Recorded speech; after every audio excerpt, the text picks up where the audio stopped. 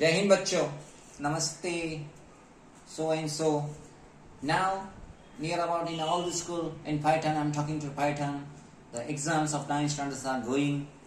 Students are going to paper, writing the paper. In between writing the paper, they remember something, they forgot something. Some confusion is going on. Sir, why this confusion is there in the exams hall when we are writing the paper? When we study at home and we go to sleep or go to bed, that time we realize that, oh, now I have read everything, now I can take a rest, now I can take a sleep, and we sleep it. In the morning we again read the books and go in the exam hall. Till exam hall we have that much confidence, but once we see the question paper, something of redness, fear, we forgot many things, and after exam again we remember it. So what these things happen? Yes, the reason is that मुद्दा, सबसे बड़ा मुद्दा, main point. ऐसा क्यों होता है? हर किसी के साथ ऐसा क्यों होता है? कुछ बच्चों के साथ ऐसा नहीं होता है. कहने का मुद्दा तुमने पढ़ाई की, पढ़ाई सबने की, अब बोलने की जरूरत भी नहीं. There is no need to tell anyone. जितने भी 9th स्टैंडर्ड के बच्चे, क्योंकि सब स्कूल में एग्जाम्स हो रही, किसी को बोलने की जरूरत नहीं. बेटा पढ़ाई कर, do study. According to your, खुद तुम 4 या 5 आवर तक पढ़ाई करते. स्कूल छुट्टी, घर पे गए, जितनी हो सकती है 4 to 5 आवर्स पढ़ाई करते हैं. फिर किताब छोड़ देते हो. और गिने चुने बच्चे वो क्या करते हैं, आपके जैसे 4 to 5 आवर्स स्टडी करते हैं, एक ब्रेक लेते हैं, फिर उसके बाद 2 या 3 आवर रिकॉल करते हैं, उसको डाइजेस्ट करते हैं. जिस बच्चे ने इस ढंग से पढ़ाई की, ब्रेक लिया, फिर उसको डाइजेस्ट करने की कोशिश की और फिर एग्जाम को गया, दावे के साथ कहता हूं, इस बच्चों को कुछ भी किंतु परंतु कुछ भी नहीं आता है. वो तो डिफिकल्टी नहीं आती, उसका कंफ्यूजन नहीं होता है. इधर कंफ्यूजन होने के बहुत चांस है. सिर्फ पढ़ाई की हमने हमारे हिसाब से पढ़ाई की, पर हमने उसको डाइजेस्ट नहीं किया. जब डाइजेस्ट नहीं किया तो दावे के साथ कहता हूं, आपने रिकॉल भी नहीं किया. एग्जाम में गए, जो आसान था उसके आंसर आ गए, पर जहां पे 2-3 रास्ते होते हैं, अब किसको सेलेक्ट करना है, वहां पे दिक्कत आती है, क्योंकि आपने उसको प्रॉपर डाइजेस्ट नहीं किया. तो बच्चों, पढ़ाई तो तुम करते हो, पढ़ाई करने के साथ साथ तुम कितना उसको रिकॉल करने की कोशिश करते हो, कितना समय देते हो. जितनी पढ़ाई की उससे कहीं गुना समय तुम उसको डाइजेस्ट करने को सीख लो. बस यही आदत तुम्हें दुनिया से अलग बनाने वाली है. जब व्हेन आई टीच, मेरे अंदर कहां से इतना कॉन्फिडेंस आता है, मैं क्यों बीच में अटकता नहीं, क्यों मुझे डर नहीं लगता है. बच्चों, मैं तुम्हें अभी भी कहता हूं, whenever I comes in front of you, I read the book. Literally, I can't open the book in front of you. That is my fear. Then what is my strength? I can open the book at behind you. But when I enter in front of you, that should be a strong confidence inside me. Then I'm able to speak. If you want same thing, that in the exam hall you want to write the paper with happily face, a smile on your face, that time you have to digest the thing.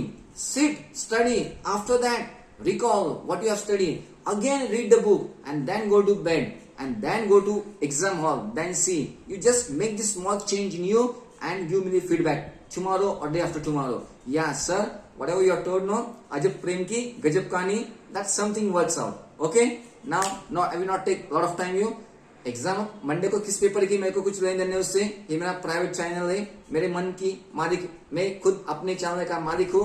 मैंने start किया था coordinate geometry. 2-3 minute coordinate geometry के बारे में I will talk something, the important things. जिसको रहेगा वो देखेंगे, कोई अगले साल देखेंगे, पर जो बोलना है वो मैंने बोल दिया. चलो मुद्दे की बात.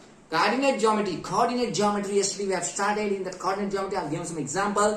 Why is the need? वो पिछला वाला वीडियो देखो तुम. अब मुद्दे की बात करते हैं कि हमने सीखा एक्सिस क्या होता है, ओरिजिन क्या होता है, कोऑर्डिनेट क्या होता है. Axis, x axis horizontal, y axis आ गए समझ में. एक्स एक्सिस में यहां से यहां तक ओरिजिन से इधर पॉजिटिव होती है. क्या होती है? Positive X axis. कोई बताए या ना बताए, दिमाग में फिट करो. ओरिजिन से लेफ्ट क्या होती है?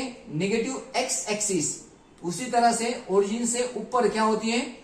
Positive Y axis, very good. और नीचे क्या होती है, negative, short form negative Y axis, x axis Y axis. X axis में दो part, positive X axis, negative Y axis.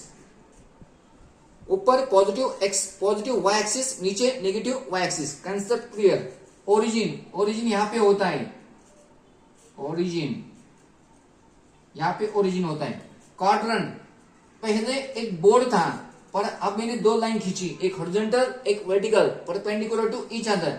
उसके कारण क्या हो गया, बोर्ड चार हिस्सों में डिवाइड हो गया, एक हिस्सा, दूसरा हिस्सा, तीसरा हिस्सा, चौथा हिस्सा। इसको हम बोलेंगे first quadrant, second quadrant, first quadrant, second quadrant, third quadrant और फोर्थ क्वाड्रेंट। और एक बात मैंने सिखाई थी, फर्स्ट क्वाड्रेंट में एक्स की वैल्यू भी पॉजिटिव होती है, वाई की वैल्यू भी पॉजिटिव होती है। सेकंड क्वाड्रेंट में एक्स की वैल्यू नेगेटिव होती है, वाई की वैल्यू पॉजिटिव होती है। थर्ड क्वाड्रेंट में दोनों भी नेगेटिव होती है, एक्स भी नेगेटिव होता है, वाई भी नेगेटिव होता है। इसको याद करो, आखिरी तक काम आने वाला है। फोर्थ क्वाड्रेंट में एक्स पॉजिटिव होता है, वाई नेगेटिव होता है, बस इससे हम समझ जाने वाले हैं। ठीक है, अब नया मुद्दा, coordinates of a point in a plane. Coordinates of a point in a plane, अब कोई भी पॉइंट हम लोकेट करने वाले, उसके दो वैल्यू होने वाले, और वही दो वैल्यू डिसाइड करने वाले कि जो कुछ दिया पॉइंट है वो फर्स्ट क्वाड्रेंट में है, सेकंड क्वाड्रेंट में, या थर्ड क्वाड्रेंट में, या फोर्थ क्वाड्रेंट में। क्या कहा मैंने, अगर कोई पॉइंट लोकेट करना है तो हमारे पास दो वैल्यू है। जैसे कि पॉइंट पी दिया, ब्रैकेट के अंदर 2 4, नहीं तो 2 -4, नहीं तो -2 -4, नहीं तो 2 -4, ऐसा कुछ तो भी दिया। अब उसको कैसे लोकेट करेंगे, चलो 8th स्टैंडर्ड में हमने सीखा, जैसे कि x इक्वल टू 4 दिया, x इक्वल टू 4 दिया, तो मैंने क्या किया, यहाँ पे x इक्वल टू 4 आया, यहाँ पे एक लाइन खींची।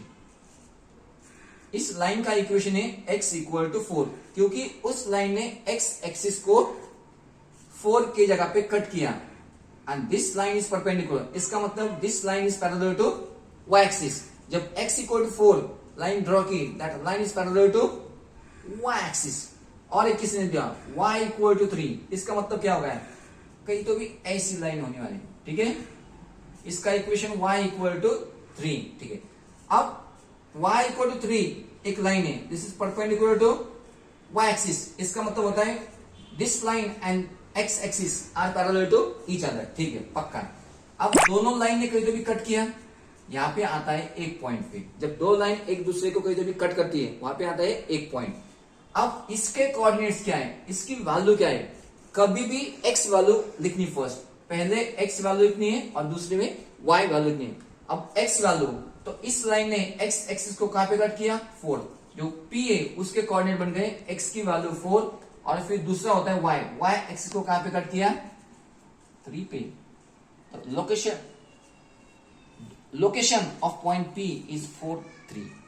क्या था, coordinates of point in a plane. कोई भी पॉइंट है उसके दो वैल्यू होने वाली, पहली वैल्यू होती है x, दूसरी वैल्यू होती है y।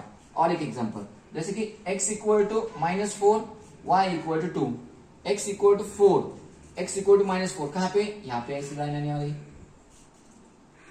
इसका नाम होगा x इक्वल टू -4। फिर y equal to 2, y equal to 2 कहीं तो भी यहाँ पे आने वाली।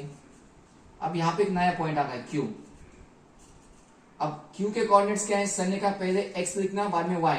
अब x की वैल्यू क्या है, -4, y की वैल्यू क्या है, 2। Coordinates of q are -4 and 2। फिर क्या है, coordinates of point on the axis. Axis पे अगर कोई पॉइंट यहाँ पे सर a पॉइंट है, तो इसके कोऑर्डिनेट्स क्या है, 2 होने वाले। तो x की वैल्यू लिखना ही, y का कोऑर्डिनेट 0 होता है x एक्सिस पे। y एक्सिस पे जैसे कि z पॉइंट है, तो x की वैल्यू 0 होने वाली है। y एक्सिस पे अगर कोई